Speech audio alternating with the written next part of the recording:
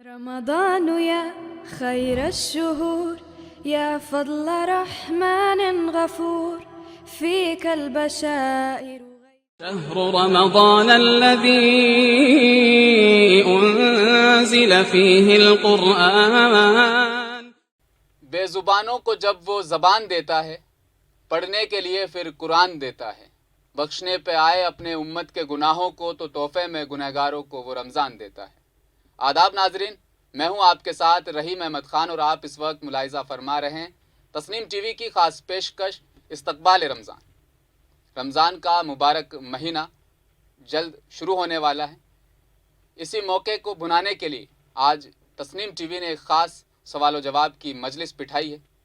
رمضان يا خير الشهور يا فضل رحمن غفور فيك البشائر.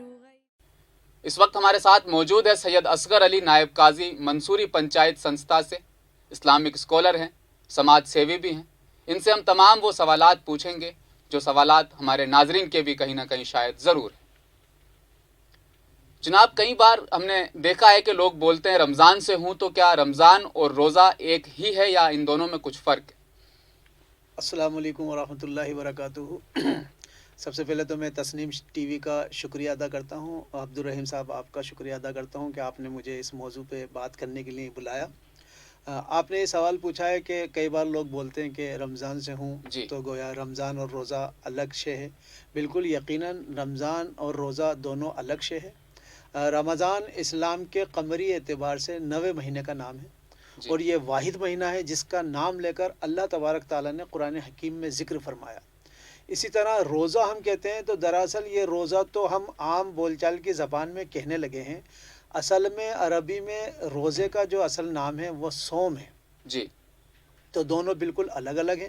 اگر کسی کو کہنا چاہیے تو وہ یہ کہہ سکتا ہے کہ میں صوم سے ہوں یا روزے سے ہوں، لیکن رمضان سے ہوں یہ کہنا درست نہیں ہوگا، کہ وہ رمضان تو پورا ایک مہینہ ہے. جی، بالکل مختصر اور جامع آپ نے بہت اچھا خوبصورت جواب دیا. ہمارے ناظرین کو اس جواب سے کافی استفادہ ضرور حاصل ہوگا. آگے بات کرنا چاہوں گا، روزے کو آپ کس طرح سے بتانا چاہیں گے؟ دیکھیے، روزہ جیسے کہ میں نے بتایا کہ اس کا عربی نام صوم ہے. جی. اور یہ جو ہماری 5 جو بنیادی ارکان ہیں اس میں سے ایک ہے. بنی الاسلام علی خمس، کہ اسلام کی بنیاد 5 چیزوں پر ہے. توحید کے بعد 4 چیزیں ہیں: نماز، روزہ، زکوٰۃ، حج. تو اس اعتبار سے صوم یا روزہ عربی میں صوم کہیں گے، ویسے ہم روزہ کہتے ہیں. صوم نیت کے ساتھ طلوع فجر سے لے کر غروب آفتاب تک کھانے پینے سے اور اپنے آپ کو تعلق زن و شو سے روکنے کا نام صوم یا روزہ ہے.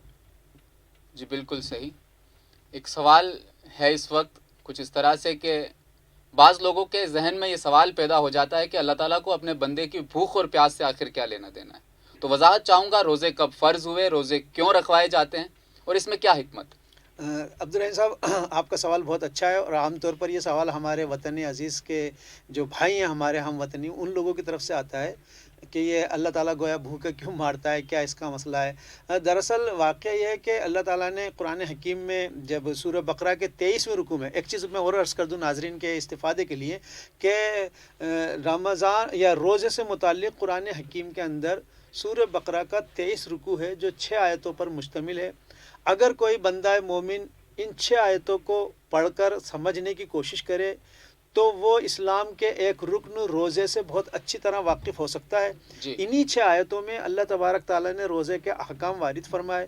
روزے کب فرض ہوئے یہ بھی وہیں پتہ چلتا ہے. روزے کا حاصل کیا ہے، مقصد کیا ہے، افادیت کیا ہے، روزے کیوں رکھائے جا رہے ہیں، روزے کے ساتھ ساتھ کیا کیا پروگرام چلنا ہے، وہ سارا ان 6 آیتوں میں اللہ تعالیٰ نے رکھ دیا ہے.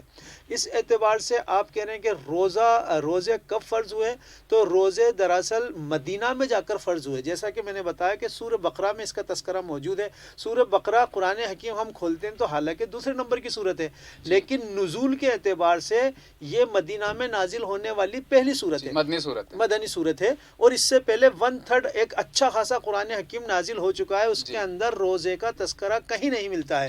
تو روزے دراصل فرض ہوئے مدینہ میں آ کر. مدینہ میں جب آپ صلی اللہ علیہ وسلم ہجرت فرما کر مدینہ آ گئے اور اسلامی ریاست قائم ہو گئی، تب اللہ تبارک تعالیٰ نے وہاں پر روزے فرض کیے. وہاں دراصل یہود روزہ رکھا کرتے تھے اچھا۔ اور وہ عاشورہ کا روزہ رکھا کرتے تھے، محرم کی 10 تاریخ کا. تو نبی صلی اللہ علیہ وسلم نے پوچھا بھی، پورا واقعہ ملتا ہے کہ بھئی تم کیوں رکھتے ہو روزہ؟ تو انہوں نے کہا ہم اس لیے رکھتے ہیں. تو شروع میں ایک چیز اور عرض کر دوں، شروع میں ابتداً امت مسلمہ پر جو روزے فرض کیے تھے وہ ایام بیس کے روزے تھے، جیسے جو چاند کی 13، 14 اور 15 تاریخ کے، یعنی روشن راتوں کے روزے اس کو کہا جاتے ہیں، ایام بیس کے روزے کہے جاتے ہیں. یہ مہینے کے 3 روزے فرض تھے، اور میں سمجھتا ہوں اس کی حکمت یہ ہے کہ یہ 3 روزے ہر مہینے میں آ جایا کرتے تھے، اور ایک روزے کے 10 روزوں کا ثواب، تو گویا کہ 3 رکھ لیے تو ایک مہینے کا ثواب. تو اگر کوئی شخص ہر مہینے رکھ لیتا تھا تو وہ صائم وہ ہو جاتا تھا کہ وہ پورے سال روزے رکھنے کا اس کو ثواب مل جاتا تھا. پھر اس کے بعد جب اس عبادت کی شروعات ہوئی تو پھر گویا کہ پورا ایک مہینہ روزوں کے لیے رکھ دیا گیا، جسے ہم رمضان کہتے ہیں. ناظرین، جن سوالات اور جن جوابات کی آج ہم بات کر رہے ہیں، تفصیل سے ذکر قرآن مجید اور احادیث نبوی صلی اللہ علیہ وسلم سے، یہ تمام باتیں جو ہے وہ ظاہر ہو جاتی ہیں، مل جاتی، شامل ہو جاتی. لیکن اگر آپ حدیث نبوی صلی اللہ علیہ وسلم اور قرآن مجید کا علم اگر نہیں رکھتے ہیں تو یہ سوال جواب کی ہماری نشست بہت ضروری ہے. ضرور اسے واضح طور پر پوری دیکھنے کی کوشش کریں.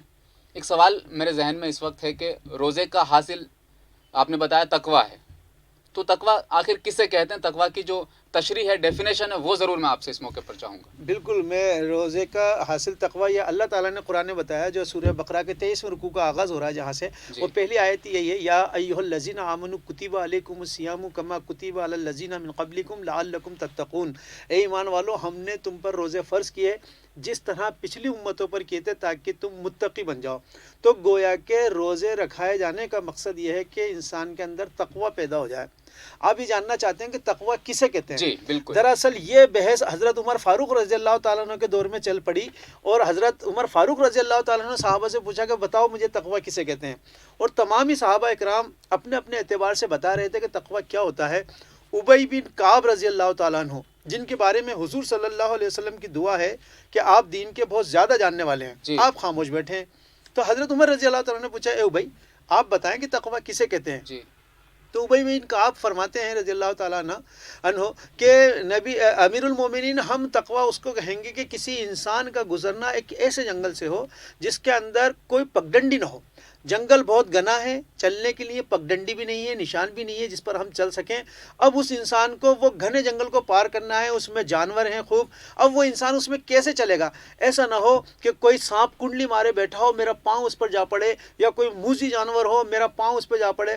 اور آپ جانتے ہیں کہ افریقہ کے جنگلوں میں تو سانپ اوپر سے بھی لٹکے ہوتے ہیں. تو کس طرح وہ جنگل سے گزرے گا؟ اسی طرح انسان گویا کہ اس دنیا کی زندگی میں شیطان کی دعوت ہے، برائیوں کے جھاڑ جھنکار ہیں جو انسان کو اپنی طرف کھینچتے ہیں. تو انسان اس دنیا کی زندگی میں بچتا بچاتا ہوا نکل جائے، یہ تقویٰ ہے. اور تقوی کا ہمارے دین میں بہت بڑا مقام ہے، اسی لیے ہر عبادت کے ساتھ، ہر بڑے کام کے ساتھ تقوی کو رکھا گیا ہے. آپ کے علم کے لیے بتا دوں کہ قرآن حکیم میں 48 مرتبہ تقوی لفظ آیا ہے، اور دین کے اہم مقامات پر آیا ہے. اگر نماز پڑھائی جا رہی ہے تو کہا جا رہا ہے کہ دیکھو نماز برائی سے اور بے حیائی سے تمہیں روکتی ہے. اگر روزے رکھائے جا رہے ہیں تو کہا جا رہا ہے کہ روزے اس لیے رکھائے جا رہے ہیں تاکہ تم متقی بن جاؤ. اگر حج پر بھیجا جا رہا ہے تو کہا جا رہا ہے کہ زیادہ راہ کے طور پر تقویٰ ساتھ لے لیا کرو. اگر قربانی کرائی جا رہی ہے تو یہ بتایا جا رہا ہے کہ نہیں پہنچتا تمہاری قربانیوں کا خون اللہ کے ہاں، نہیں پہنچتا تمہاری قربانیوں کا گوشت اللہ تعالیٰ کے ہاں، تمہارے تقوی کی رسائی ہے. تو قربانیوں کی مقبولیت کی شرط بھی تقویٰ ہے. اور ایک حسین بات اور بتا دوں کہ جب نیا جوڑا نکاح کے اندر بنتا ہے، جب ایک انسان کی ازدواجی زندگی شروع ہوتی ہے، اور خطبہ نکاح میں جو آیتیں پڑھی جاتی ہیں ان آیتوں میں 5 مرتبہ تقوی کی بات آئی ہے. یا ایھا الذین آمنوا اتقوا اللہ حق تقاتہ ولا تموتن الا وانتم مسلمون، یعنی کہ تقوی کی جو سب سے گاڑی آیت ہے وہ یہاں پڑھی جاتی ہے. تقوی کے معنی دراصل خود کو اللہ کی نافرمانی سے بچانا ہے، اللہ تعالیٰ کی ناراضگی سے بچانا ہے. گویا کہ جو ہم پڑھتے ہیں وقنا عذاب النار، خود کو آگ سے بچانا ہے. اس اعتبار سے یہ رمضان ہمارے لیے ایک پریکٹس ہوتی ہے کہ ہم اس وقت حلال چیزوں سے بھی بچتے ہیں، گناہوں سے تو بچتے ہی ہیں. فریج میں تمام حلال چیزیں، حلال مشروب موجود ہیں، لیکن ہم ہاتھ نہیں لگاتے ہیں کیونکہ ہمیں خوف خدا ہوتا ہے، ہمیں یہ یقین ہے کہ اللہ تعالیٰ ہمیں دیکھ رہا ہوتا ہے. تو یہ جو زندگی آپ کو ملی ہے 1 مہینے کے لیے، اسی کی جو پونجی لے کے پورے 11 مہینے تک ہم ویسا ہی عمل کریں، یہ چاہا جاتا ہے، یہی تقویٰ ہے. جی بالکل صحیح فرمایا آپ نے. دین کو دنیا پر مقدم رکھا جائے، اللہ تعالیٰ کو حاضر ناظر جانتے ہوئے ان تمام برائیوں سے بچا جائے کہ اللہ ہمیں دیکھ رہا ہے، اصل تقوی کہیں نہ کہیں یہی ہے، اسی میں چھپا ہے۔ ہمارے دین میں تقوی کا مقام کیا ہے؟ دیکھیے سر، جیسے میں نے آپ کو بتایا کہ دین کے ہر کام کے لیے تقوی کو خاطر خواہ رکھا گیا ہے۔ اس میں ایک چیز اور اضافی طور پر بتا دوں کہ جی۔ آپ صلی اللہ علیہ وسلم نے فرمایا کہ التقوی ہاہنا، التقوی ہاہنا، التقوی ہاہنا، تقوی یہاں ہوتا ہے، تقوی یہاں ہوتا ہے، تقوی یہاں ہوتا ہے۔ یہ ایسی چیز ہے کہ ہم کسی کے سامنے بہت متقی بن جائیں اور بہت گویا کہ گھر میں گھس گئے ہیں تو بچے ادھر ادھر ہو گئے کہ پاپا آ گئے اور اب پتہ نہیں غصہ ہو جائیں گے اور لوگ ڈر رہے ہیں، کہ یہ اس کا نام تقوی نہیں ہے کہ آپ کو اس طرح سے، بلکہ تقوی تو یہ ہے کہ ایک محبت کے ساتھ، عاجزی کے ساتھ ایک ڈر اللہ کا ہمارے دل دماغ میں آ جائے، یہ ہے۔ اس کو میں اگر آپ کو آج کی لینگویج کے اندر بتاؤں تو کمپیوٹر ہے ہمارے پاس، جیسے ہم سبھی لوگ کمپیوٹر یوز کرتے ہیں، اس کے اندر کچھ ان پٹ ہوتے ہیں، کچھ آؤٹ پٹ ہوتے ہیں، اور اس کا ایک مائکرو پروسیسنگ سسٹم ہوتا ہے جو کہ چیزوں کو آگے بڑھاتا ہے۔ جی۔ اسی طرح یہ انسان ہے، ہم ہیں، ہمارے اندر کچھ ان پٹ ہے، ان پٹ یعنی یہ جو ہماری آنکھیں جو دیکھ رہی ہیں یہ ان پٹ ہیں، اور یہ جو ہمارے کان ہیں جس کے ذریعے سے ہم آواز سن رہے ہیں یہ ان پٹ ہیں۔ تو ان پٹ کو کنٹرول میں رکھا جائے، پہلی چیز تو جو ان پٹ ہیں ان کو کنٹرول میں رکھا جائے۔ ان السمع والبصر والفؤاد کل اولئک کان عنہ مسئولا، یقیناً تمہاری سماعت، تمہاری بصارت اور تمہارے دل سے پوچھ تاچھ ہوگی۔ تو ان تین چیزوں کو پہلے کنٹرول میں رکھا جائے۔ پھر ہمارے کچھ آؤٹ پٹ ہیں، یا ہمارے ہاتھ پیر جو باہر کام کرتے ہیں، یا ہماری زبان ہے جو باہر کام کرتی ہے، یہ جو ہماری شرم گاہ ہے یہ باہر کام کرتی ہے۔ تو مزید ان تین چیزوں کو بھی کنٹرول میں رکھا جائے گا۔ نبی صلی اللہ علیہ وسلم نے فرمایا کہ اگر تم اپنی شرم گاہ اور اپنی زبان کی حفاظت دے دو مجھے تو میں تمہیں جنت کی ضمانت دیتا ہوں۔ تو گویا کہ یہ دل اور یہ ان پٹ اور یہ آؤٹ پٹ، ان کو کنٹرول میں رکھنے کا نام تقوی ہے۔ ان 6 چیزوں کو کنٹرول میں رکھیں گے ہم تو یعنی کہ جیسے اللہ نے چاہا ویسے ہی اس کا استعمال کریں گے تو یقیناً یہ تقوی ہے، اور دین کے اندر اس کا بہت بڑا مقام ہے۔ دین یہ چاہتا ہے کہ معاشرے میں بھی ایک انویزیبل تقوی موجود ہو، عورت مرد میں مخلوط معاشرہ نہ ہو، اور اس کے اندر ایک پرہیزگاری موجود ہونی چاہیے۔ یہ صاف ستھرا معاشرہ اسلام اس کی تشکیل کرنا چاہتا ہے، گویا کہ تقوی پر مبنی معاشرہ چاہتا ہے۔ ماشاءاللہ، بہت اچھی مثال کے ساتھ آپ نے تقوی کی وضاحت اس وقت کی ہے۔ رمضان کے اس خاص مبارک مہینے میں ہم دیکھتے ہیں کہ نماز تراویح کے دوران مکمل قرآن مجید کی تلاوت ہو رہی ہے، ساتھ ہی علماء کرام بھی اور گھر میں بڑے بزرگ بھی کہتے ہیں کہ اس مہینے میں قرآن مجید نازل ہوا تو آپ قرآن مجید کی دہرائی کریں، قرآن مجید ناظرہ کم سے کم 2 دفعہ 3 دفعہ آپ قرآن مجید کی جو دہرائی ہے وہ اسی مہینے میں آپ مکمل کر لیں۔ تو بعض دفعہ ذہن میں ایک سوال آ جاتا ہے، خدشہ آ جاتا ہے کہ گویا کہ قرآن مجید اسی مہینے میں نازل ہوا ہے۔ اسی موضوع پر میرا سوال ہے کہ رمضان میں قرآن مجید نازل ہوا تو کیا یہ ایک ساتھ نازل ہوا؟ کیا کیفیت رہی ہوگی قرآن مجید کے نزول میں؟ آپ نے بہت ہی پیارا اور بہت اچھا سوال اٹھایا عبدالرحیم صاحب، کیونکہ لوگوں میں یہ اعتراضات پائے جاتا ہے، جی، خاص کر مستشرقین میں یہ اعتراض پایا جاتا ہے۔ وہ کہتے ہیں کہ گویا کہ قرآن حکیم جو کہ ایک رات میں نازل ہو گیا اور پھر آپ یہ کہتے ہو کہ نجمن دھیرے دھیرے نازل ہوا، جی، تو یہ بالکل۔ کیا کنٹراسٹ ہے آپ کے زبان میں؟ دراصل اس میں کوئی کنٹراسٹ نہیں ہے، یہ لفظوں کو نہیں سمجھ پانے کی وجہ سے ہوتا ہے۔ پہلی چیز تو یہ بھی ایک مبارکباد کی بات ہے کہ رمضان کے روزے جو ہم پر فرض کیے گئے وہ رمضانوں میں کیے گئے۔ دیکھیے ایک چیز بتاؤں میں، روزے کا جو حاصل ہے وہ تقوی ہے۔ اگر یہ روزے اللہ تبارک تعالیٰ ماہ ربیع الاول میں یا ماہ شعبان میں یا ماہ شوال میں یا ربیع الثانی میں کسی بھی مہینے میں یہ روزے فرض کر دیتا تو بھی ہمیں تقوی مل جاتا، لیکن رمضان کے روزے کی عبادت کے لیے جس مہینے کا سلیکشن کیا گیا، جس مہینے کا انتخاب کیا گیا، اس کا نام ہے رمضان۔ رمضان کی امپورٹنس روزے سے پہلے سے موجود ہے۔ دیکھیے میں نے بتایا کہ روزے تو مدینہ میں جا کر فرض ہوں گے، لیکن رمضان کی امپورٹنس اپنے آپ میں اس لیے کہ شہر رمضان الذی انزل فیہ القرآن، کہ رمضان وہ مہینہ ہے جس میں قرآن حکیم نازل کیا گیا۔ کیونکہ مکی قرآن تو بہت سارا نازل ہو چکا ہے، روزے تو فرض نہیں ہوئے، لیکن رمضان کی امپورٹنس، رمضان کا جو مقام ہے وہ قرآن مجید کے نزول کے ہونے کے اعتبار سے مقام ہے۔ اور رمضان گویا کہ وہ مہینہ ہے جس میں اللہ تبارک تعالیٰ سے باتیں کی جاتی ہیں۔ یہ تو اللہ تبارک تعالیٰ سے باتیں کرنے کا مہینہ ہے۔ اور عبدالرحیم صاحب، یہ صرف قرآن حکیم ہی نہیں بلکہ جتنی بھی آسمانی کتابیں سب ہی رمضانوں میں نازل ہوئی ہیں۔ تو اب یہ نزول کی جو کیفیت ہے اس میں انزال اور تنزیل 2 لفظ آتے ہیں۔ انزال جب لفظ آتا ہے اس کا مطلب ہے کوئی چیز کو دفعتاً ایک ساتھ اتار دینا، جیسے کہ نزول ہوگا سیدنا حضرت عیسیٰ علیہ السلام کا، وہ آسمان سے اتریں گے، یہ ہماری روایتوں میں موجود ہے، ہمارا اس پر عقیدہ ہے۔ تو قرآن حکیم کو اللہ تبارک تعالیٰ نے لیلۃ القدر میں رمضان کے آخری عشرے کی طاق راتوں میں سے کسی رات میں اس سماوے آسمانی پر اتار دیا۔ جو ام القرآن میں موجود ہے وہ قرآن جو کہ ملائے اعلیٰ میں ہے، جی۔ جس کو کہ فرشتے تھامے ہوئے ہیں، اس میں سے ایک مصدقہ نقل اس سماوے آسمانی پر اتار دی گئی، اس دنیا والے آسمان پر اتار دی گئی، اور وہاں سے جس طرح سے نبی صلی اللہ علیہ وسلم کی دعوت آگے بڑھتی رہی، اسی اعتبار سے رہنمائی کے طور پر، احکام کے طور پر، اصلاح کے طور پر وہ قرآن حکیم نجمن دھیرے دھیرے نازل ہوتا رہا۔ تو یہاں یہ تنزیل کی کیفیت ہے، اس میں یہ بات پائی جاتی ہے کہ دھیرے دھیرے کسی چیز کا اترنا، اور نازل اور نزول کی کیفیت کا مطلب ہے ایک ساتھ دفتن کوئی چیز اتار دینا۔ تو وہاں لفظ آیا ہے کہ شہر رمضان الذی انزل فیہ القرآن، رمضان وہ ہے جس میں قرآن اتار دیا گیا۔ انا انزلناہ فی لیلۃ مبارکہ، ہم نے اس کو مبارک رات میں اتارا۔ انا انزلناہ فی لیلۃ القدر، یہاں انزلنا لفظ آ رہا ہے، یعنی ایک ساتھ اتارا۔ اور نبی صلی اللہ علیہ وسلم کے قلب پر جب اتارنے کی بات آتی ہے تو کہا جاتا ہے کہ ہم نے اس کو تنزیل کی کیفیت میں اتارا ہے، دھیرے دھیرے نجمن آہستہ آہستہ اتارا ہے۔ جی بالکل، بہت وسیع طور پر آپ نے بہت ایک اچھا جواب دیا۔ اس میں کچھ ضرور جوڑنا چاہوں گا۔ غار حرا میں جب عبادت کے لیے حضور صلی اللہ علیہ وسلم جایا کرتے تھے، تب فرشتے نے انہیں کہا کہ اقرا بسم ربک الذی خلق۔ اس وقت آپ کی عمر محض 40 سال تھی۔ 23 سال اس کے بعد آپ ایز اے نبی رہتے ہوئے آپ نے اپنی زندگی گزاری۔ 63 سال کی عمر میں آپ صلی اللہ علیہ وسلم کی وفات ہوئی۔ تو 23 سال جو ہے وہ لگاتار قرآن مجید اس دوران نازل ہوتا رہا ہے۔ رمضان میں ایک تراویح کی اہمیت ہے، تراویح کو بہت زیادہ اہمیت دی جاتی ہے۔ لوگ دوڑ دوڑ کر تراویحوں کی نماز میں شامل ہونے کے لیے دور دراز علاقوں سے جامع مسجد پہنچتے ہیں۔ آخر یہ جو تراویح کی جو نماز ہے اس کی کیا اہمیت ہے؟ اس میں ایک سوال اور میں جوڑنا چاہوں گا کہ بعض دفعہ یہ بھی سننے کو مل جاتا ہے کہ تراویح کی جو نماز ہے وہ روزے کا نصف حصہ ہے، آدھا حصہ ہے۔ اگر آپ تراویح نہیں پڑھ رہے ہیں تو آپ کا جو ہے روزہ وہ مکمل نہیں ہوا۔ اس پر بھی ذرا روشنی ڈالیے گا۔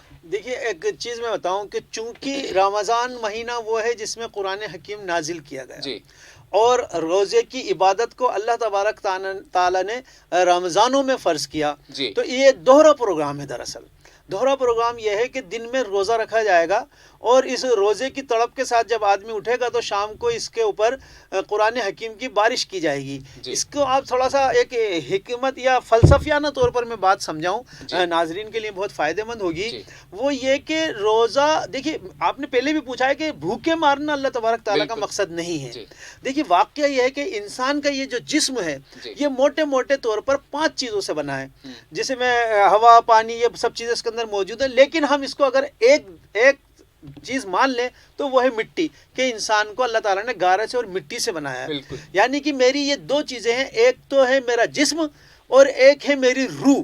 یہ جسم میرا مٹی سے بنا ہے، یہ روح جو ہے وہ آسمان سے آئی ہے۔ یہ جسم میرا اس دنیا کی مٹی سے بنایا گیا ہے، اور یہ قاعدہ یہ ہے کہ جو چیز جس کی اصلیت ہوتی ہے وہ اسی کی طرف لوٹنا چاہتی ہے۔ اس میرے جسم کی حقیقت، اس میرے جسم کی اصلیت یہ مٹی ہے، تو یہ مٹی کی طرف لوٹنا چاہتا ہے۔ اس کی خواہشیں ایسی ہیں جو مٹی کی طرف جانے والی ہیں۔ اس جسم کی فروانی کا سامان، اس کو بقا اور اس کی ترقی کا سامان اور اس کا کھانا پینا، وہ بھی مجھے مٹی سے ہی برآمد ہو رہا ہے۔ تو عام طور پر میری ساری جو توجہ ہے وہ اس جسم پر رہتی ہے۔ جی، اندر جو میری روح ہے وہ کمزور پڑ گئی ہے، لاغیر ہو گئی ہے۔ اس جسم میں ذرا سی بھی تکلیف ہو جائے میں فوراً بھاگتا ہوں، کہیں لگ جائے تو فوراً بھاگتا ہوں، اور اگر اچھے سے اچھا صابن لاؤں گا، اچھے سے اچھا کھانے کا انتظام، یہ ساری توجہات صرف جسم کے لیے ہے۔ لیکن روح اندر جو ہے کہ وہ تڑپ رہی ہے، وہ لاغیر ہے، وہ آسمان سے آئی ہے، وہ آسمان کی طرف لوٹنا چاہتی ہے۔ یہ جسم مٹی کا ہے تو یہ مٹی کی طرف لوٹنا چاہتا ہے۔ اور واقعہ یہ ہے کہ جب انسان فوت ہوتا ہے، مرتا ہے، موت آتی ہے اس کو، تو اس مٹی کے جسم کو اسی مٹی کے حوالے کر دیا جاتا ہے، اور یہ دعا پڑھ لی جاتی ہے، منہا خلقناکم وفیہا نعیدکم ومنہا نخرجکم تارۃ اخری، کہ ہم نے تمہیں اسی مٹی سے بنایا، اسی میں دے رہے ہیں اور اسی سے تمہیں اٹھا لیں گے۔ اور روح جو جہاں آسمان سے آئی ہے، انا للہ و انا الیہ راجعون، کہ ہم تیری ہی طرف سے آئے ہیں، ہم تیری ہی طرف لوٹ رہے ہیں۔ اب یہ جسم میں اور روح میں ایک جہاد چلتا رہتا ہے۔ جسم ادھر مٹی کی طرف کھینچتا ہے، روح آسمان کی طرف کھینچتی ہے۔ چونکہ میری ساری توانائی مٹی سے مل رہی ہے، ساری میری تگ و دو، میری کوشش مٹی اس کے جسم کو ترقی کرنے پر ہوتی ہے۔ جی، اب روح جو ہے وہ آسمان سے آئی ہے، تو اس کی غذا بھی آسمان سے آئی ہے، اور وہ ہے قرآن حکیم۔ جی تراویح میں ہوتا یہ ہے کہ اس دن بھر اس جسم کے تقاضے، رمضان میں روزے میں یہ ہوتا ہے کہ اس جسم کے تقاضے تو کر دیے جاتے ہیں بند۔ جی دن میں آپ سیکس بھی نہیں کرتے ہیں، فریج میں حلال چیزیں تمام موجود ہیں، آپ نہیں کھاتے ہیں، نہیں پیتے ہیں۔ اب یہ جو فڑفڑا کر روح بیدار ہوتی ہے، اب اس روح کی فڑفڑاہٹ کو لے کر شام کو اللہ کے حضور کھڑا ہوا جائے گا، جی اور یہ جو روح آسمان سے آئی ہے اور اس کی غذا کا سامان آسمان سے آیا ہے، قرآن جی حکیم جو اسی مہینے میں نازل ہوا ہے، اس روح پر، اس روح ربانی پر کلام ربانی کی بارش ہوتی ہے، تو اسے حیات تازہ ملتی ہے، اسے نئی زندگی ملتی ہے۔ تب ہمارے الفاظ یہ ہو جاتے ہیں کہ رمضانوں میں الگ ہی کیفیت ہو جاتی ہے۔ بالکل۔ دراصل اس وقت ہم اپنی روح کو بھی غذا دے رہے ہوتے ہیں اس تراویح کے حوالے سے، جس کا تراویح تو کوئی نام نہیں ہے، یہ تو ہمارے عام بول چال میں نام ہے، اصل نام تو قیام اللیل ہے۔ یہ قیام اللیل رات کے قیام کو کہتے ہیں، رات کے کھڑے ہونے کو کہتے ہیں، قرآن حکیم کے ساتھ رات بسر کرنے کو کہتے ہیں۔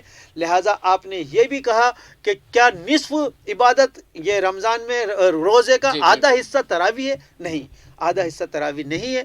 اس کی لاکھ امپورٹینس ہونے کے باوجود اس کو نفل عبادت قرار دیا گیا، اس کو بندے کے اپنی مرضی پر چھوڑا گیا ہے، لیکن یہ ہے کہ ثواب اس کا اتنا ہے، اور پھر ایک ہی مہینہ ملتا ہے تو اس کا آدمی کوئی چھوڑتا نہیں ہے۔ اس لیے ایسا محسوس ہوتا ہے کہ یہ جزو لا ینفک بن گئی ہے، بلکہ یہ ٹریننگ کا ایک پروگرام ہمیں ملا ہے، تو ہمیں روح کو غذا دینے کا ایک انتظام ملا ہے۔ عام معنوں میں، عام دنوں میں ہم اتنا وقت قرآن حکیم کے ساتھ بسر نہیں کرتے، کرنا چاہیے۔ جیسا کہ آپ نے بتایا کہ دوران ہوتے ہیں، تہرے ہوتے ہیں، قرآن حکیم کے ساتھ نبی صلی اللہ علیہ وسلم نے بھی رمضانوں میں دوہرے کیے ہیں، اور آخری رمضان میں تو 2 بار آپ صلی اللہ علیہ وسلم نے حضرت جبریل کو قرآن سنایا ہے۔ ماشاءاللہ۔ تراویح کی تعداد کو لے کر کافی اختلافات عام طور پر دیکھا جاتا ہے، اس کے متعلق وضاحت چاہوں گا۔ دیکھیے سر، تراویح کی تعداد کو لے کر اب اس کو بالکل یقیناً اس میں بہت بڑا ہے کہ اختلاف کی شکل اختیار کر لی ہے، جی کہیں 20، کہیں 8، کہیں 36، اس طرح کا نظام ہمیں دیکھنے کو ملتا بالکل ہے۔ بالکل۔ اور دیکھیے جو لوگ 8 پڑھتے ہیں یا جو لوگ 20 پڑھتے ہیں، میں آپ کا دھیان اس طرف توجہ دلانا چاہوں گا کہ دراصل میں نے بتایا کہ تراویح تو کوئی معاملہ نہیں ہے، اصل نام ہے قیام اللیل، جی راتوں کو کھڑا ہونا۔ اب میں ایک حدیث آپ کو پیش کرتا ہوں۔ اللہ کے رسول صلی اللہ علیہ وسلم نے فرمایا، من صام رمضان ایمانا و احتسابا غفر له ما تقدم من ذنبی ومن قام رمضان ایمانا و احتسابا غفر له ما تقدم من ذنبی۔ جی اب یہ ایک حدیث بیان کی رہی ہے، آگے بھی حدیث چل رہی ہے، لیکن میں یہاں تک ہی بات کر رہا ہوں۔ آپ صلی اللہ علیہ وسلم فرماتے ہیں، من صام رمضان ایمانا و احتسابا غفر له ما تقدم ذنبی، جس شخص نے روزے رکھے ایمان اور احتساب کے ساتھ، اس کے تمام پچھلے گناہ معاف کر دیے گئے۔ ومن قام رمضان ایمانا و احتسابا غفر له ما تقدم من ذنبی، اور جو شخص کھڑا رہا قیام اللیل میں، رات میں قرآن کے ساتھ ایمان اور احتساب کے ساتھ، اس کے تمام پچھلے گناہ معاف کر دیے گئے۔ دیکھیے ایک ہی قاعدہ رمضان کے لیے، ایک ہی بات بتائی گئی، ایک اصول جو گرامر کے اصول ہیں اسی اعتبار سے وہی بات ویسے کہ ویسے ہی ومن قام رمضانہ جی ومن قام رمضانہ یعنی رات کے کھڑے ہونے کے لیے۔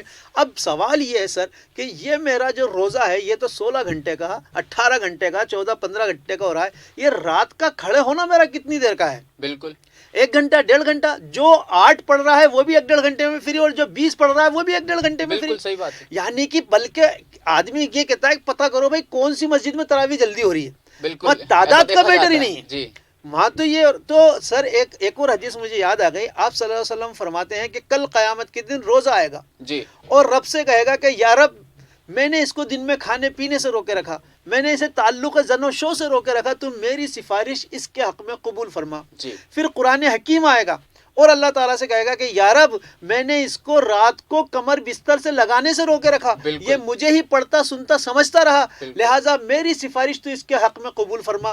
آپ صلی اللہ علیہ وسلم فرماتے ہیں فَيَشَفَّعَانِ کہ ان دونوں کی سفارش قبول کر لی جائے گی۔ سوال یہ ہے میرا آپ سے کہ جب 20 پڑھ کر بھی، جب تراویح پڑھ کر ہم گھر لوٹتے ہیں تو چھوٹے چھوٹے بچے ہوتے ہیں، وہ بھی جگ رہے ہوتے ہیں، کون سی نیند کی قربانی ہو گئی؟ کیا یہ 1 گھنٹے کی تلاوت یا 1.5 گھنٹے کی ہماری تراویح کے لیے کیا قرآن یہ کہے گا کہ باری تعالیٰ اس نے نیند کی قربانی دی؟ اس کے بعد بھی آپ آ کر 2 گھنٹے جگ رہے ہوتے ہیں۔ جی تو یہ 8، اور اس پہ تو بڑی بحث ہے کہ 8 پڑھیں کہ 20 پڑھیں، اس پر کوئی بات نہیں کر رہا ہے کہ کتنی دیر رات بسر کی جائے گی، بلکہ اس کی وضاحت آپ اللہ تبارک تعالیٰ نے خود سورہ مزمل کے اندر کر دی، یا ایھا المزمل قم اللیل الا قلیل، اے کمبل اب لپیٹ کر اوڑھنے والے نبی صلی اللہ علیہ وسلم، راتوں کو کھڑا ہوا کیجئے، فرمایا یا تو کچھ زیادہ کر لیجئے، آدھی رات کر لیجئے، یا اس سے بڑھا لیجئے، یا اوین کو سلے، یا پھر تھوڑا کم کر لیجئے، لیکن یہاں نصاب بتا دیا گیا کہ یا تو آدھی رات یا اس سے تھوڑی زیادہ یا تھوڑی کم، یہ ہے وہ تراویح کا حصہ، جیسے ہم قیام اللیل کہتے ہیں کہ اتنی رات تو قرآن حکیم کے ساتھ ضرور بسر ہونی چاہیے، بالکل، تب جا کر اس کا حق ادا ہوتا ہے کہ آپ 8 پڑھ رہے ہیں یا 20 پڑھ رہے ہیں. لیکن لوگ یہ جواب دیتے ہیں کہ نبی صلی اللہ علیہ وسلم نے تو 8 پڑھی ہیں. جی تو بھائی ان کا سوال کا جواب یہ ہے کہ 8 پڑھی ہیں تو انہوں نے تو پھر 3 دن پڑھی ہیں، پھر آپ کیوں مسجد میں 30 دن پڑھتے ہیں؟ بالکل. اور پھر آپ کیوں اپنا امام کھڑا کر کر جماعت بنا کر کرتے ہیں؟ تو گویا کی اضافیت تو آپ نے بھی کی. جی 3 دن کو آپ 30 دن پڑھ رہے ہیں اور امام بنا کر جماعت کے ساتھ کھڑے ہو کر ان کے پیچھے کھڑے ہو کر سماعت کر رہے ہیں.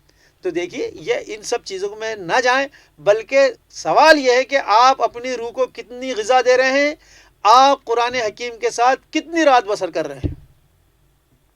ایسے بھی یہ نفل عبادت ہے. جی اصل میں تراویح کا آغاز کب سے ہوا ہے؟ مطلب جب آپ بتا رہے ہیں کہ حضور صلی اللہ علیہ وسلم نے صرف 3 روز نماز پڑھی ہے جی ہاں تہجد جی یا ہاں. تراویح. دیکھیے میں بتاؤں آپ کو، آپ صلی اللہ علیہ وسلم کا معمول اور صحابہ کا معمول بہت الگ تھا. جی صحابہ مسجد کے باہر انتظار کیا کرتے تھے کہ حضور صلی اللہ علیہ وسلم کچھ کرے اور ہم اس پر عمل کرنا بالکل شروع بالکل کریں. وہاں ان کا بھی یہی مقصد ہوا کرتا جی. تھا.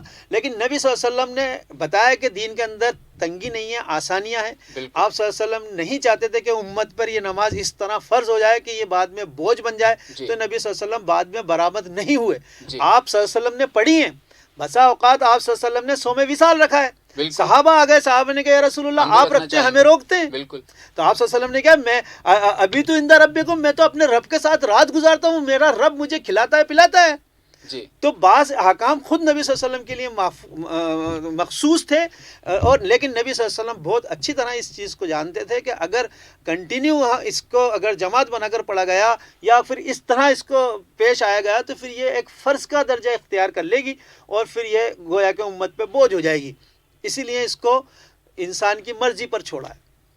جو وہ ایک روایت ہے اس میں ہے کہ یہ جو ابھی مجھے یاد نہیں ہو رہی، مسنگ ہو رہی ہے، تو آپ جب تک دوسرا سوال کر لیں ہو سکتا ہے یاد آ جائے. جی بالکل. اصل میں جو بچے ناظرین ہیں ہمارے جو چھوٹی عمر کے ہیں، ان کے ذہن میں کچھ چھوٹے سوالات بھی آ جاتے ہیں. بعض دفعہ رمضان کے دنوں میں جو کیلنڈر جاری کیے جاتے ہیں، افطار اور سحر کا جو وقت ان کیلنڈرز میں دکھایا جاتا ہے، وہاں ایک چھوٹی سی عبارت لکھی ہوتی ہے کہ رمضان میں شیاطین جکڑ لیے جاتے ہیں، جنت کے دروازے کھل جاتے ہیں. تو چھوٹے بچوں کے ذہن میں سوال آ جاتا ہوگا کہ جب جنت کے دروازے کھل جاتے ہیں تو جو رمضان کے مہینے میں فوت ہو رہا ہے وہ سیدھا جنت میں چلا جائے گا، اور شیاطین جکڑ لیے جاتے ہیں تو کس طرح سے جکڑے جاتے ہیں؟ کیونکہ میں جب چھوٹا تھا تو یہ سوال میرے ذہن میں بھی کہیں نہ کہیں گھومتا ضرور تھا. نہیں، یہ ویسی لکھی ہوئی عبارت نہیں ہوتی ہے، بلکہ یہ حدیث کا مفہوم ہے. جی بالکل. آپ صلی اللہ علیہ وسلم نے فرمایا کہ رمضان شروع ہوتے ہیں تو شیاطین جکڑ دیے جاتے ہیں، بالکل. اور خیر کا ایک آواز لگائی جاتی ہے کہ اے خیر کے طالب آگے بڑھ، بالکل. اور آگے بڑھ کے نیکی کی طرف آ گیا، جی. اے شر کے طالب باز آ. تو لیکن اس وقت بھی سوال تو یہ ہونا چاہیے کہ اس وقت بھی لوگ شیطانی کام کرتے ہیں، بالکل.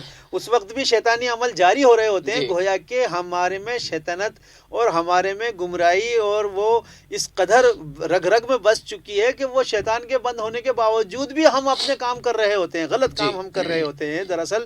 تو وہ یہی وجہ ہے کہ نہ تو ہم نے روزوں کی حکمت سمجھی ہوتی ہے، جی. نہ رمضان کی حکمت سمجھی ہوتی ہے. اور میں یہ دیکھتا ہوں اور دیکھنے میں آتا ہے، آپ بھی دیکھتے ہوں گے کہ رمضان جب شروع ہوتے ہیں تو ایک ذوق و شوق ہوتا ہے، لیکن جیسے جیسے رمضان آگے بڑھتے جاتے ہیں ویسے ویسے اس کے اندر امت میں ذوق و شوق کم ہونے لگتا ہے. جی. بعض جگہ اگر 15 دن میں تراویح سن لی گئی ہے، قرآن سن لیا گیا ہے، تو پھر وہ اپنے آپ کو فارغ سمجھ لیتے ہیں. پھر وہ اور دوسرے یہ کہ خواتین خاص طور سے 15 رمضان کے بعد جو ہے وہ بالکل روڈ پر آ جاتی ہیں اور ان کو عید کی فکر اتنی زیادہ ہو جاتی ہے کہ گویا کہ اسی میں خریداری میں تو وہ بالکل. کیفیت اور وہ چیز باقی نہیں رہتی. حالانکہ اللہ تبارک تعالیٰ نے جیسے جیسے رمضان ختم ہونے کی طرف جاتے ہیں ویسے ویسے اس میں فضائل بڑھا دیے جاتے ہیں، ان میں برکات بڑھا دی جاتی ہیں، ان میں انعامات بڑھا دیے جاتے ہیں. دیکھیے اب شروع کے جو 2 عشرے ہیں اس میں اتنی بات نہیں آتی، لیکن جب آخری عشرہ ہوتا ہے تو اس کے اندر اعتکاف رکھ دیا، اتنی بڑی بات بالکل. رکھ دی. پھر اس کے اندر لیلۃ القدر رکھ دی کہ بالکل. قدر والی رات جو 1000 راتوں سے بہتر ہے. لیکن یہ ہے کہ امت عام طور پر اس میں تھوڑی سی غفلت ہو جاتی ہے، لیزی لوگ ہو جاتے ہیں. اچھا رمضان کو جو ہے وہ 3 اشروں میں ڈیوائیڈ کیا گیا ہے، تقسیم کیا گیا ہے. ان کی کیا اہمیت ہے؟ آخر یہ 3 عشرے کیوں بنائے گئے؟ دیکھیے یہ ایک حدیث کے اوپر مبنی بات ہے، حضرت سلمان فارسی رضی اللہ تعالیٰ عنہ سے مروی ہوئی حدیث ہے، اور اس کے اندر یہ بات آتی ہے، حالانکہ وہ حدیث کو ضعیف روایت قرار دیا جاتا ہے۔ جی دیکھیے ایک اصول سمجھ لیجیے دین کا، اور یہ اصول جو ہے ہمارے محدثین اکرام نے بڑی محنت کر کے بنایا ہے اور اس کو جمع بھی کیا ہے، کہ محدثین اکرام نے جو بھی اپنے پیمانے رکھے حدیثوں کو جمع کرنے کے، جی وہ اتنے سخت پیمانے تھے کہ ان صحیح حدیثوں میں کوئی بھی جھوٹی حدیث، موضوع روایت، من گھڑت روایت یا ضعیف روایت شامل نہیں ہو سکی ہے، اور وہ انہوں نے صحیح احادیثیں بالکل اس کا مجموعہ الگ رکھ دیا، تو پھر ضعیف حدیثوں کا بھی مجموعہ الگ رکھ دیا کہ یہ حدیثیں وہ ہیں جو ضعیف ہیں۔ ضعیف ہے حدیث جو ہے اس کے اندر کوئی راوی کمزور ہو گیا ہے، یا کوئی راوی مسنگ ہے، یا چین جو ہے وہ چین ٹوٹ گئی ہے، یا کوئی جھوٹا راوی اس کے اندر شامل ہو گیا ہے، لیکن وہ 1-2 راوی کے ایسے ہو جانے کی وجہ سے الفاظ غلط نہیں ہو جاتے، جی تو اسی لیے اس کا مجموعہ بنایا گیا ہے کہ یہ ضعیف احادیث ہیں۔ پھر ایک موضوع حدیث کا مجموعہ بنایا گیا، موضوع حدیثوں کا مجموعہ بنایا گا۔ موضوع حدیث وہ ہے جو من گھڑت ہے، جو کہ نبی صلی اللہ علیہ وسلم پر بہتان ہے، جی ان کا بھی مجموعہ بنا کر اور ان کا بھی جو ہے چیزیں رکھ دی گئی ہیں تاکہ امت نہ سمجھی میں یا کوئی بھی امت کو بہکا نہیں سکے وہ موضوع روایت پڑھ کر۔ تو یہ جو حدیث ہے ضعیف روایت ہے، موضوع نہیں ہے، یعنی من گھڑت نہیں ہے، ضعیف ہے، اور تمام مسالک کے ائمہ کا اس کے اوپر اجماع ہے کہ ضعیف روایت سے کوئی بھی احکام نہیں لیے جائیں گے۔ حرام حلال کا معاملہ، قصاص کا معاملہ اور دیگر چیزوں کا معاملہ دین کے اندر وہ ضعیف احادیث سے نہیں لیا جائے گا، وہ تو قرآن اور صحیح حدیث سے لیا جائے گا۔ البتہ فضائل کے ضمن میں ضعیف روایتیں لے لی جاتی ہیں، یہی وہ روایتیں جس کی بنیاد پر پورا رمضان کا ڈھانچہ کھڑا ہوا ہے کہ نبی صلی اللہ علیہ وسلم فرماتے ہیں کہ شعبان کے آخری دنوں سے ہی رمضان کا سایہ پڑنے لگتا ہے۔ پھر اس کے اندر فرمایا گیا ہے کہ یہ اس کے روزے تم پر فرض کیے گئے، اور تراویح کی عبادت جو تو نفل رکھی ہے تمہاری مرضی پر چھوڑی ہے۔ پھر اسی کے اندر بتایا گیا کہ یہی وہ مہینہ ہے جس میں رزق کے اندر بڑھوتری کر دی جاتی ہے، یہی وہ مہینہ ہے جس کے اندر 3 عشرے ہیں، پہلا عشرہ ہے جو وہ رحمت کا ہے، دوسرا مغفرت کا ہے، تیسرا جہنم کی خلاصی کا ہے، اور یہی وہ مہینہ ہے جس کا یہ صبر کا مہینہ ہے، والصبر ثوابہ الجنہ، اور صبر کا بدلہ جنت ہے۔ بہت سارے احکام اس حدیث کے اندر موجود ہیں، یعنی کہ اس میں ہی وہ بات ہے کہ جس شخص نے روزے کا افطار کرایا کسی کو، تو اس شخص کو اس روزے دار کے برابر ثواب دیا جائے گا بغیر اس کے روزے میں کمی کیے۔ انہی بنیاد پر ہمارے یہاں افطار کی محفلیں سستی ہیں، اور اسی کو لوگ ضعیف روایت کہہ کر کہتے ہیں کہ نہیں کوئی عشروں کی اہمیت نہیں ہے۔ یقین جانیے یہ عشرے بھی اپنی جگہ پر قائم ہے، اور دوسری روایتوں سے ہمیں ان کے عشرے کی تصدیق ہو جاتی ہے کہ آپ صلی اللہ علیہ وسلم کی ایک صحیح بالکل روایت ہے جس کے اندر یہ ہے کہ آخری عشرے کے اندر آپ صلی اللہ علیہ وسلم سرد ہواؤں سے بھی زیادہ تیز ہو جایا کرتے تھے اور سقی ہو جایا کرتے تھے، یعنی بہت محنت کیا کرتے تھے، اور آخری عشرے میں خود بھی جگتے تھے اور اپنے گھر والوں کو بھی جگاتے تھے۔ تو یہ عشرے کا نام آ رہا ہے تو اس کی کچھ تو حقیقت ہوگی۔ بالکل بالکل صحیح جواب آپ نے اس وقت دیا ہے کہ ان کی حقیقت ضرور ہے اور اہمیت بھی کہیں نہ کہیں ضرور ہے۔ آپ نے بتایا کہ رمضان جب ودا ہو رہا ہوتا ہے، جا رہا ہوتا ہے، تو آخر میں کچھ زیادہ ثوابوں کے جو آثار نظر آنے لگ جاتے ہیں۔ آخر میں ہی اعتکاف بھی رکھا جاتا ہے۔ اعتکاف کے متعلق بھی آپ نے ہم کو بتایا۔ اعتکاف کے متعلق میں ذرا وضاحت طلب کرنا چاہوں گا۔ رمضان مبارک، رمضان کریم، رمضان مبارک، رمضان کریم۔ دیکھیے جیسے کہ میں نے عرض کی کہ جیسے جیسے رمضان ختم ہو رہے ہوتے، چاند پورا ہو رہا ہوتا ہے، ویسے ویسے ہی اس کے اندر عبادتوں کے اندر اور ترقی کر دی جاتی ہے تاکہ لوگ یہ سمجھ لیں کہ یہ اب آپ کو اپنی زندگی میں 11 مہینے بعد ہی یہ مہینہ نصیب ہوگا۔ تو پھر اس کے اندر آخر عشرے کے اندر ایک رات رکھ دی گئی ہے جسے لیلۃ القدر کہتے ہیں، قدر والی رات، جس کے اندر پورے سال بھر کے معاملے نازل ہوتے ہیں اور فرشتوں کا نزول ہوتا ہے۔ فرشتے خود جو ہے فجر تک یہ نزول کا معاملہ چلتا رہتا ہے، یعنی ملائکہ اعلیٰ اپنے اوپر سے محفل سے سج کر ہم جیسے غریبوں کی جھوپڑیوں تک آتے ہیں۔ اگر ہم لوگ عبادت کے اندر مشغول ہوتے ہیں تو ہم سے مسافے وہ کر کے جاتے ہیں۔ وہ رات کو پانے کے لیے ویسے تو ہر شخص اس کو پائے، لیکن کوئی ایک بندہ، بستی کا ایک بندہ جا کر مسجد کے اندر بیٹھ جاتا ہے، اللہ کے در پر آ گیا ہے اور وہ اس نے یہ کہا ہے کہ اس بستی کی بقا کے لیے، اس بستی میں رہنے والوں کی بقا کے لیے، اس ملک کی ترقی کے لیے، اس ملک کے اندر امن و امان قائم کرنے کے لیے اور اس ملک کو نور کی روشنی سے منور کرنے کے لیے میں تیرے در پر آ گیا ہوں باری تعالیٰ. اور مجھے اب گویا کہ وہ دھونی رواں کے انسان بیٹھ جاتا ہے جسے ہم اعتکاف کہہ رہے ہیں کہ وہ نیت کر کے وہ مسجد کے اندر داخل ہو جاتا ہے اور پھر وہ اس رات کو تلاش کرنے کی کوشش کرتا ہے کہ وہ رات اسے مل جائے. ہم تو طاق رات، ہمیں تو کہا گیا بھائی آخری کی طاق راتیں ہیں، یعنی کہ آخری عشرے کی طاق راتیں 21ویں شب، 23ویں شب، 25ویں شب، 27ویں یا 29ویں شب، اس میں سے کوئی ایک ہو سکتی ہے. تو ہمیں تو ذوق و شوق پیدا کرنے کے لیے ہم 5 رات جگ لیں گے، لیکن یہ معتکف جو ہے یہ 10 رات جگتا ہے. اس کا تو پورا امکان ہے کہ اس کو لیلۃ القدر مل جائے. وہ نصیب والے ہوتے ہیں. تو گویا کہ یہ بندہ جو آن کے بیٹھ گیا ہے، یہ معتکف جو ہے، چھوٹا سا اعتکاف تو یہ بھی ہوتا ہے کہ آپ مسجد میں گئے، اعتکاف کی نیت کر لی، جتنی دیر آپ رہیں گے معتکف رہیں گے، باہر آ گئے. لیکن یہ معتکف جو رمضانوں میں آخری عشرے کے اندر بیٹھ رہا ہے، یہ بستی والوں کی، بلکہ یہ کہا جائے کہ بستی والوں کی ترقی کے لیے، ان کے امن و امان قائم کرنے کے لیے، ان کے گھروں میں اچھائی اور اس کے نافذ کرنے کے لیے یہ بیٹھ رہا ہے. ہر انسان کو چاہیے کہ وہ اعتکاف کیا کرے. مسجد میں ایک سے زیادہ لوگ بھی اعتکاف کر سکتے ہیں، بہت سے لوگ کر سکتے ہیں، ضروری نہیں ہے یہ. حالانکہ یہ عبادت جو ہے فرض کفایہ ہے. اگر پوری بستی میں سے ایک بھی کر لے تو سب کا حق ادا ہو جاتا ہے. جیسے کہ جنازے کی نماز فرض کفایہ ہے کہ کسی ایک نے بھی پڑھ لی تو ادا ہو گئی، لیکن ذوق و شوق یہ دلایا جاتا ہے کہ ہر شخص نماز جنازہ بھی پڑھے اور ہر شخص کوشش کرے کہ وہ معتکف ہو، اور عورتیں بھی اپنے گھروں میں اعتکاف کریں. البتہ اس میں کچھ پابندیاں ہیں. وہ پابندیاں یہ ہیں کہ یہ شخص باہر نہیں نکلتا ہے. اگر بس ہاں یہ ہے کہ اگر اس مسجد میں جمعہ نہیں ہوتا ہے تو وہ جمعے پڑھنے کے لیے ضرور باہر جائے گا. البتہ یا کوئی بیت الخلاء باہر ہے تو بیت الخلاء یا فراغت کے لیے باہر جائے گا.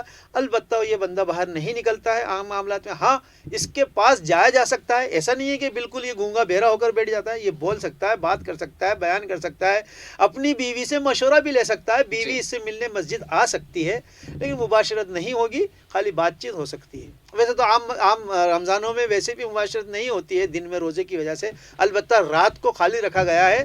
روزے کی حالت میں آپ اپنی بیویوں کے پاس جا سکتے ہیں، بلکہ حکم دیا گیا ہے انہی 6 آیتوں میں کہ اپنی بیویوں کے پاس جایا کرو، کیونکہ یہ غلط فہمی پیدا ہو گئی تھی کہ شاید رات کو بھی روکا ہے. البتہ معتکف اعتکاف میں جو بیٹھا ہے وہ اس کے لیے پورا منع ہے رات کے لیے بھی. جی اس کی اور شرطیں جو کبھی وہ وقت آئے گا جب رمضانوں میں کبھی موقع ہوا آپ دوبارہ موقع دیں گے تو اس وقت اور بتا دیں گے. جی ضرور، شکریہ. جمعۃ الوداع کا ایک کانسیپٹ بنا ہوا ہے.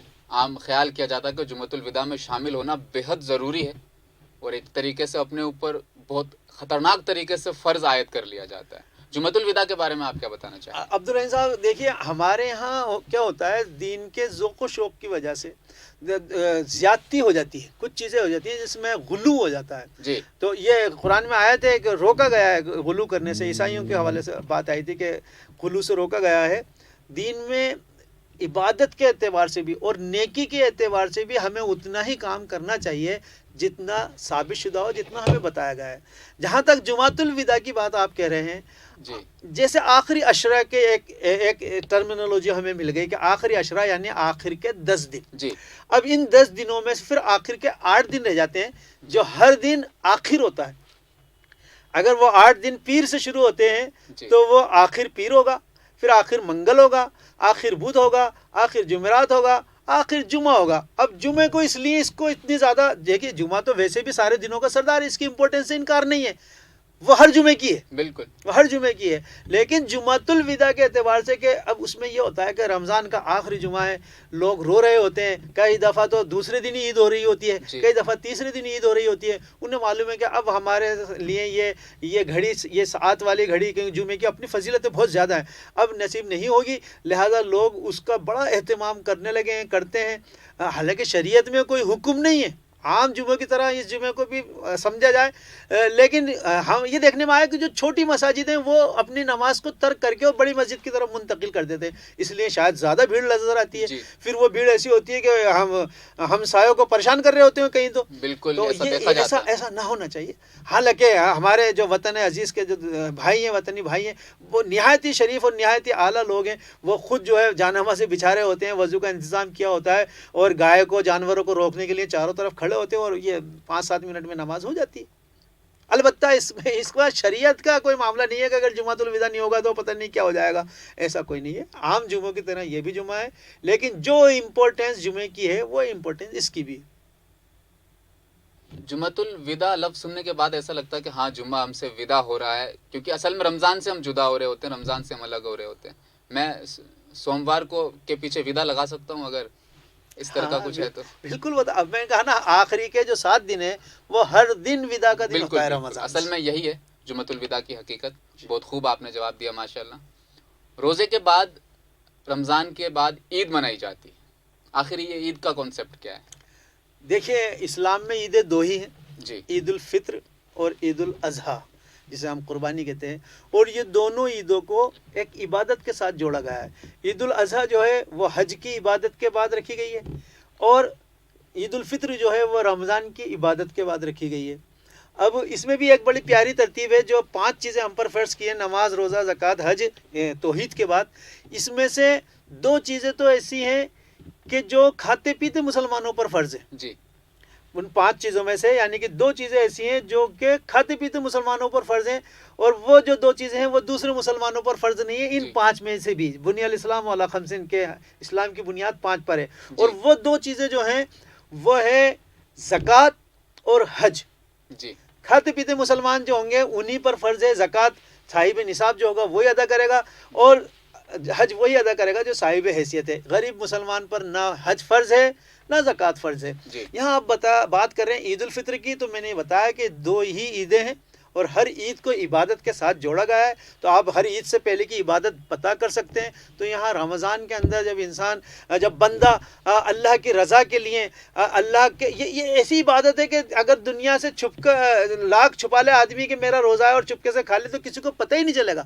یہ عبادت صرف ایسی جو خالص اللہ کے لیے ہے رمضان. اسی لیے اللہ تعالیٰ نے کہا کہ یہ اس روزے کا تو بدلہ میں خود ہوں یا میں خود بدلہ دوں گا. اس طرح کی روایت موجود ہے. تو یہ جو بدلہ مل رہا ہوتا ہے یہ بدلہ دراصل عید کے دن مل رہا ہوتا ہے. اور پھر وہی روایت کے مطابق کہ جو ہے لوگ بخشے بخشائے گھروں کو جاتے ہیں. بلکہ یہ بھی آتا ہے کہ جو شخص روزے نہیں رکھتا، یا شاید قربانی کے لیے ہے کہ قربانی کے لیے ہے شاید کہ قربانی کر سکتا اور نہ کرے تو وہ ہماری عیدگاہ نہ آئے. یہاں ایسا نہیں ہے.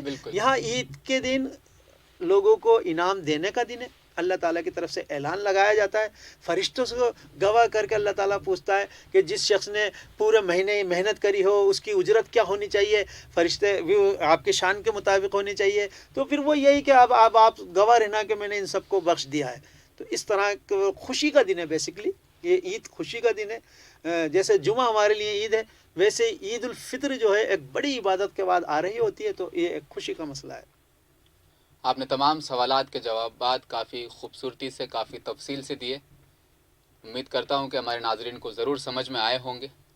رمضان کی مناسبت سے ایک خاص پروگرام تسنیم ٹی وی درس القرآن کا بھی لے کر آ رہا ہے، اسے بھی آپ دیکھیے. اس پروگرام سے کافی استفادہ آپ ضرور حاصل کریں گے، آپ کو فائدہ ہوگا. کافی تفصیل سے ہمارے گیسٹ پینل قاضی سید اصغر علی صاحب اس پروگرام میں ہیں. کافی اچھے سے اس پروگرام کو انہوں نے سر انجام دیا ہے. انشاءاللہ رمضان میں ہم بہت جلدی اس کی ایک قسط کر کے ہم روزانہ ریلیز کرنے والے ہیں. اس میں ایک چیز اور کہوں گا عبدالرحیم صاحب، آپ اپنے ناظرین سے یہ بات کہہ دیں کہ رمضان کے دوران بھی وہ چاہیں تو سوال پوچھ سکتے ہیں. کوئی ایسا مسئلہ ہو، آپ کے کوئی بھی سوال ہو آپ کمنٹ باکس میں ہم سے پوچھ سکتے ہیں. ان پر بھی ہم ایک پروگرام جو ہے مشتمل ایک سیریز بنا دیں گے اس کی. خیر، رمضان کا مبارک مہینہ ہے. اپنی اندھیری راتوں کو جگائیں، عبادت میں زیادہ سے زیادہ وقت گزاریں، سجدے میں لین ہو جائے خدا تعالیٰ کے سامنے. ایک چیز اور مسنگ ہو رہی ہے سر. جی اپنا انٹرویو ادھورا رہ جائے گا. رمضان اور دعا کا تعلق. جی بالکل. تو یہ سوال میرے ذہن میں نہیں آیا تھا، آپ نے اچھا کیا یاد دلایا. ہاں، کیونکہ جاتے جاتے ہمیں لگا کہ یہ تبرک کے طور پر ایک چیز اور مل جائے. بالکل. تو رمضان اور دعا کو اللہ تبارک تعالیٰ نے اسی رکوع کے اندر رکھا ہے. اور دعا خاص طور پہ یہ دیکھا جاتا ہے کہ عام طور پہ لوگ ایسے چل پڑا کہ دعا نہیں مانگتے ہیں اور نماز پڑھ کر عام طور پر اٹھ کر جانے کا نظام بنایا ہوا ہے. حالانکہ اس کو اپنی جو بھی حاجت ہے وہ اللہ کے سامنے رکھنی چاہیے. اللہ تعالیٰ سنتا ہے. جوتے کا تسمہ بھی اگر مانگنا ہے تو خدا سے مانگیں. بالکل بالکل. اور یہ یہاں یہ جو سورہ بقرہ کا 23واں رکوع ہے، اس کے اندر یہ بات آئی، آیت نمبر 185 ہے غالباً.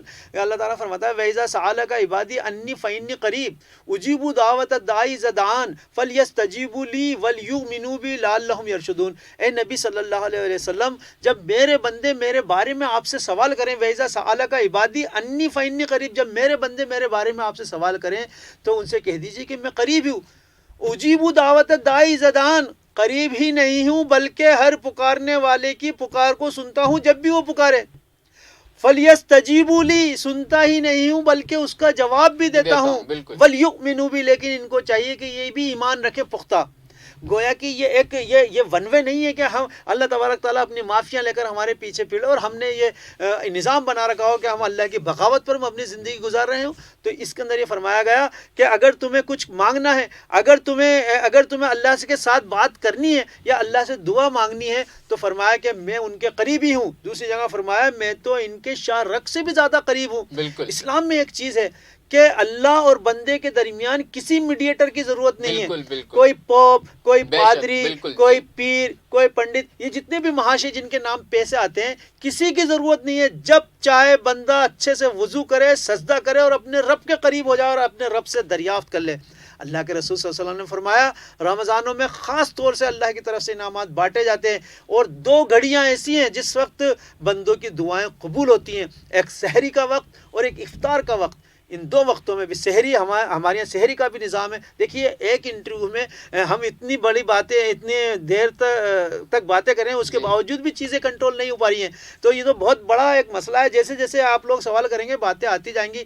ابھی یہ سمجھیں کہ دعا کا بھی تعلق رمضان سے جڑا ہوا ہے، لیکن اسی چھٹے رکوع، اسی 6 آیتوں کے اندر آخری آیت جو آ رہی ہے اس کے اندر یہ کہہ دیا گیا کہ مگر اپنے مال کو باطل طریقے سے حکام تک نہ پہنچاؤ. رشوت کو لے کر بات ہو رہی ہے. اور یہ بات بھی بتائی گئی ایک روایت کے مطابق کہ ایک شخص ہے جس کا احرام پراگندہ ہو رہا ہے، گندا میلا ہو گیا اور کافی دور سے میلوں سفر کر کے وہ آیا ہے اور خانہ کعبے کے پردے پکڑ کر اللہ سے دعا مانگ رہا ہے. پھر کیسے قبول ہو اس کی دعا کہ اس کے کپڑے جو ہیں وہ حرام کی کمائی سے ہیں؟ کیسے قبول ہو اس کی دعا کہ اس کے جسم نے جو توانائی حاصل کی ہے وہ حرام سے ہوئی ہے؟ تو حرام سے بچائیں گے تبھی دعا قبول ہوگی. بالکل صحیح. دعا کی مقبولیت کی شرط یہی ہے کہ حرام کھانے سے، حرام چیزوں سے اجتناب کیا جائے. جیسے آپ رمضان میں حلال چیزوں سے اجتناب کرتے ہیں، روزے کے دوران حلال چیزوں سے بچتے ہیں، ایسے باقی 11 مہینے بھی حرام سے بھی بچا جائے تاکہ ہماری دعاؤں میں جان پیدا ہو. کیونکہ الدعاء هو العبادہ، دعا ہی عبادت ہے. ناظرین، اللہ تعالیٰ وہ ہستی ہے جس سے محبت بھی حد درجہ کی ہوتی ہے اور اس سے خوف بھی حد درجہ کا ہوتا ہے. یہ پہلا رشتہ ہے اس دنیا کا. میں کہنا چاہوں گا اللہ تعالیٰ سے محبت جس درجے کی، خوف بھی کہیں نہ کہیں اسی درجے کا ضرور ہوتا ہے. رمضان کے اس خاص مبارک مہینے میں دعاؤں پر زور دے. قوم کے لیے، امت کے لیے دعائیں کرے، معاشرے کے لیے دعائیں کرے، اپنے پڑوسی، رشتہ دار، اپنے بھائیوں کے لیے دعائیں کرے. دعاؤں پر خصوصی طور پر زور دے. رمضان کا یہ مبارک مہینہ آپ کے لیے بہتر ثابت ہو، یہی دعا کرنا چاہوں گا. اللہ تعالیٰ سب کو اس مہینے میں نیک خواہشات اس مہینے میں ان کی پوری ہو. اللہ تعالیٰ اپنے فضل سے نوازے. آمین ثم آمین. السلام علیکم ورحمۃ اللہ. اللہ حافظ. رمضان يا خير الشهور يا فضل رحمن غفور فيك البشائر